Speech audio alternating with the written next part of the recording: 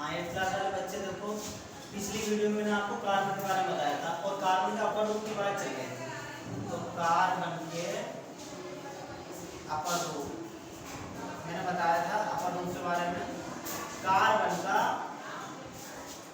एक से अधिक रूपों में पाया जाना है। कार्बन का एक से अधिक रूपों में पाया जाना है। एक से अधिक रूपों में पाया जाना ही अपर रूप कहलाता है। क्या कहलाता है? अपर रूप।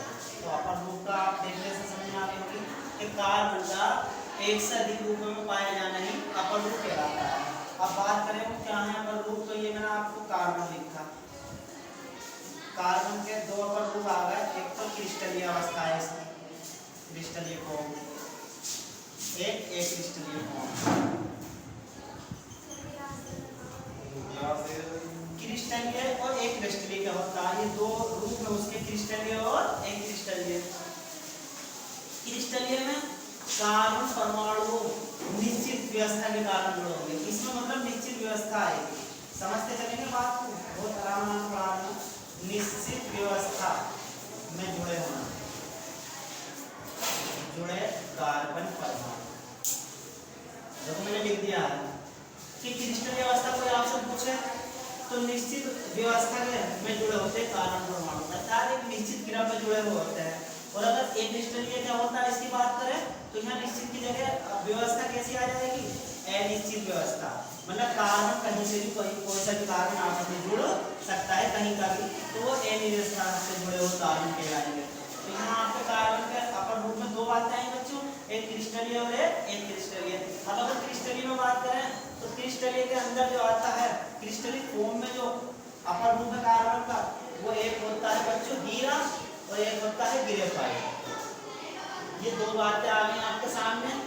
क्रिस्टलीय फॉर्म में जो पाए जाते हैं वो हीरा और ग्रेफाइट, अर्थात एक व्यवस्थित क्रम में कार्बन परमाणु आपस में जुड़े होते हैं। तो उसका एग्जाम्पल में एक हीरा आएगा और एक ग्रेफाइट। एक क्रिस्टलीय अवस्था की बात करें तो एक क्रिस्टलीय अवस्था में बच्चों आपकी किताब में सीधा सीधा दे रखा है लकड़ी का कोयला है, लकड़ी का कोयला,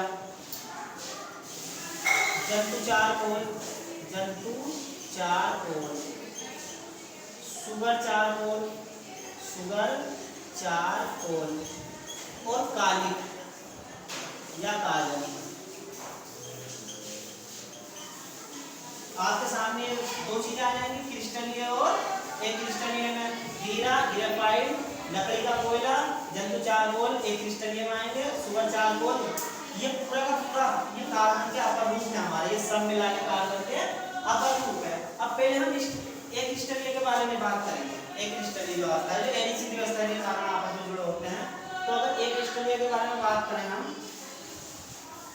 कार्बन की एक क्रिस्टलीय अवस्था के बारे में बात करें तो एक क्रिस्टलीय अवस्था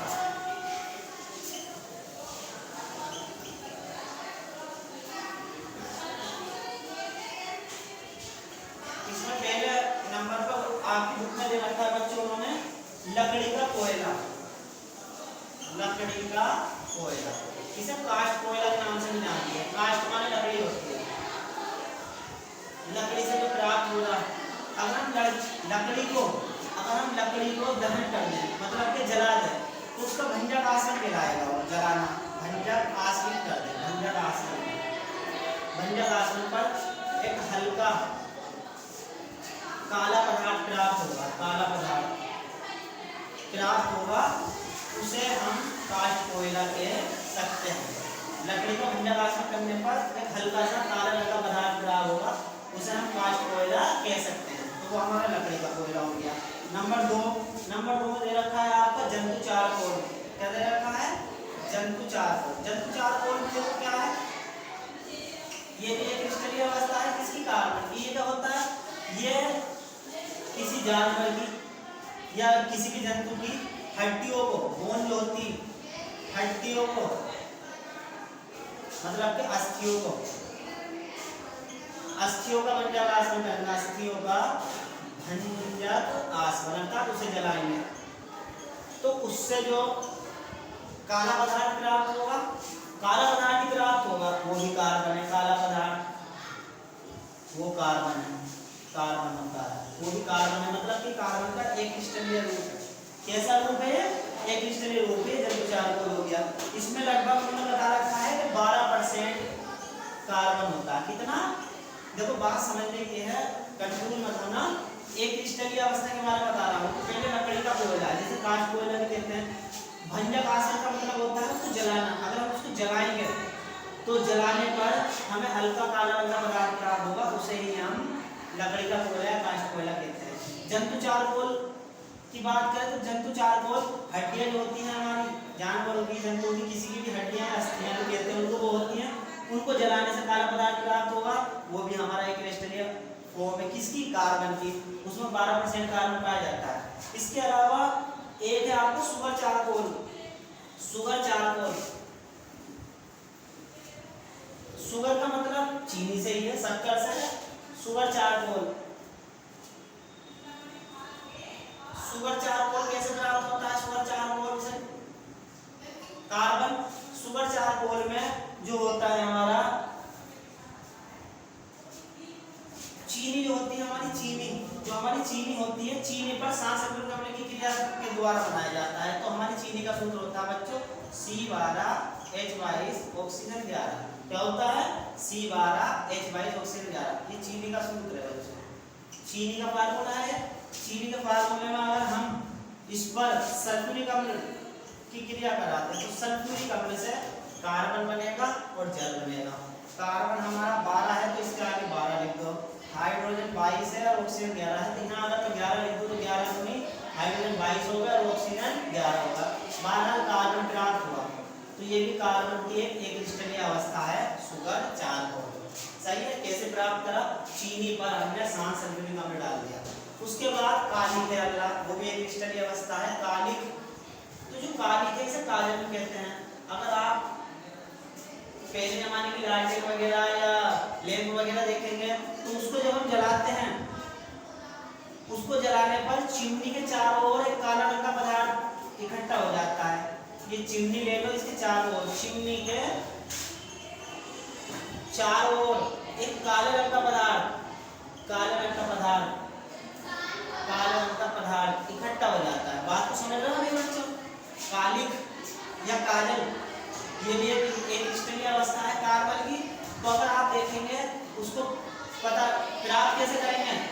चिमनी आपने देखी कांच की चिमनी होती थी पहले कभी, अब तो किसी के यहाँ होगी नहीं का।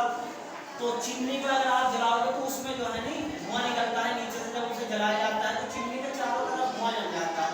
वो धुआं ही हमारा कालिक कहलाता है। क्या कहलाता है? और उसी से हमारे काजल वगैरह तैयार किया जाता है, वो काजल किए जाते हैं। तो ये कार्बन का अपर रूप में एक क्रिस्टलीय संरचना है थी कि इतने एक क्रिस्टलीय रूप हैं और इनसे सबसे कार्बन प्राप्त होता है। अगर क्रिस्टलीय की बात करें तो क्रिस्टलीय में बच्चों मैंने आपको पहले बताया है कि क्रिस्टलीय है, थोड़ा ही तो भी पढ़ेंगे लेकिन समझ के पढ़ेंगे। क्रिस्टलीय अवस्था जो है कार्बन की, क्रिस्टलीय अवस्था में दो आते हैं, एक हीरा आता है और एक ग्रेफाइट आता है। बस कुछ नहीं है, मैंने बताया कि हीरा क्रिस्टलीय अवस्था में ये जो होते हैं ये नेचुरल होते हैं। सही है? ये नेचुरल में क्या है कि ये कार्बन की व्यवस्था होती है निश्चित क्रम में, निश्चित क्रम में कार्बन जुड़े होंगे, निश्चित व्यवस्था में कार्बन जुड़े होंगे, पहले ही बताया है। अगर देखें तो एक कार्बन यहाँ है, एक कार्बन यहाँ है, एक यहाँ है, एक यहाँ है, एक यहाँ है, एक यहाँ है, एक यहाँ है। इस तरीके से कार्बन आपस में जुड़े होते हैं। इसी तरीके से नीचे में यहाँ कार्बन जुड़ जाएगा, यहाँ कार्बन जुड़ जाएगा, ये इसके साथ जुड़ जाएगा, इसके साथ जुड़ जाएगा, यहाँ से कार्बन आएगा इधर हो जाएगा, ये इसके साथ जुड़ जाएगा। ये सब हमारे कार्बन है। तो इस तरीके की संरचना हीरे की होती है और ग्रेफाइट में इस तरीके से सीधा सीधा चलता है। ये इससे मिलेगा, ये इससे मिलेगा कार्बन, ये सब कार्बन है हमारे, ये सब क्या है? कार्बन है। ये इससे मिलेगा, ये इससे मिलेगा, ये नीचे इससे मिलेगा, इससे मिलेगा। ये सीधे इस तरीके की संरचनाएं ग्रेफाइट में चलती रहती हैं।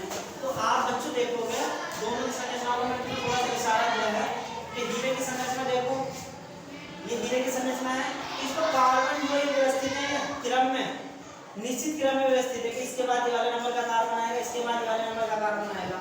लेकिन ऐसी ग्रेफाइट में भी निश्चित क्रम में कार्बन होंगे आपस में जुड़े हुए। ये इसके साथ जुड़ेगा, ये इसके साथ जुड़ेगा, यहाँ इसके साथ जुड़ेगा। तो इस तरीके की संरचनाएं जो बन रही हैं आप बुक में देख रहे होंगे, ये वाली संरचना और ये दोनों संरचनाएं, ये हमारा कार्बन के क्रिस्टलीय अवस्था है। और क्रिस्टलीय अवस्था में दो होते हैं, एक हीरा होता है निश्चित व्यवस्था में जुड़ा हुआ और एक ग्रेफाइट होता है, सही है। ये भी निश्चित व्यवस्था में जुड़ा हुआ है। एक निश्चित व्यवस्था में जुड़े हुए हमारे एक क्रिस्टलीय रूप होते हैं, इनके बारे में बता चुका हूँ। तो आज की वीडियो में